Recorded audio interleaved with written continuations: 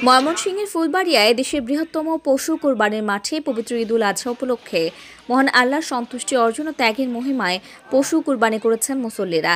শনিবার উপজেলার পুটিজানা ইউনিয়নের বৈলাজান গ্রামে ঈদুল আজহার নামাজ শেষে পশু কোরবানি করেছেন মুসল্লিরা। সংশ্লিষ্ট তথ্য মতে এবারের কুরবানিতে ৭৭টি গরু, ১৫৩টি খাসি কুরবানি করা হয়েছে। গ্রামবাসীর করা কুরবানি পশুর মাংসের এবার সামাজিক বন্টন হয়েছে ১৬৫০টি। আমাদের বৈলাজানের সকল গ্রামবাসী একত্রে কুরবানি দেওয়াতে আমরা খুবই আনন্দিত। একত্র হইয়া এখানে কুরবানি করছে, কোনো সমস্যা ওই হল্লা কোনো কিছু হয় নাই। এর আগে সকাল থেকে এলাকাবাসী কুরবানির পশু নিয়ে নির্ধারিত মাঠে উপস্থিত হয়। এরপর একে একে জবাই করা হয় পশুগুলো। তারপর মাংস তৈরির কাজে ব্যস্ত থাকেন গ্রামবাসী। দিনব্যাপী চলে মাংস প্রস্তুতির কাজ।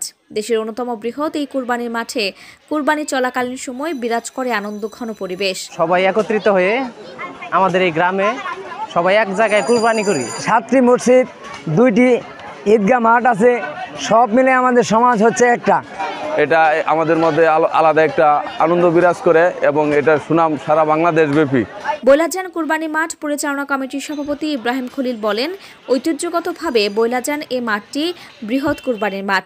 এলাকাবাসী একত্রে কুরবানি দেওয়ায় এদিন ঈদ আনন্দ আরেক ধাপ বৃদ্ধি পায় এখানে। অত্র এলাকার সকলের সমন্বয়ে এই ঐতিহ্যবাহী গ্রামের কুরবানির বন্টে এখানে বসায়। বন্টের হার হলো ১৬৫০। আজকে কুরবানি হয়েছে গরু ৭৭ এবং খাসি কুরবানি হয়েছে ১৫৩। পরে কুরবানিকৃত পশুগুলোর মাংস সামাজিকভাবে প্রদান করার জন্য বন্টনগুলো বিতরণ করা হয়। 2 ধাপে করা বিতরণে প্রথমে গরুর মাংস, পরে খাসির মাংসের বন্টন প্রদান করেন মাঠ কর্তৃপক্ষ। উল্লেখ্য, বৈলাজান কুরবানির মাঠটি 7টি মসজিদ ভিত্তিক সমাজ নিয়ে গঠিত। স্থানীয়দের ধারণা, প্রায় 300 বছর ধরে এখানে কুরবানি দিয়ে আসছেন মুসল্লিরা।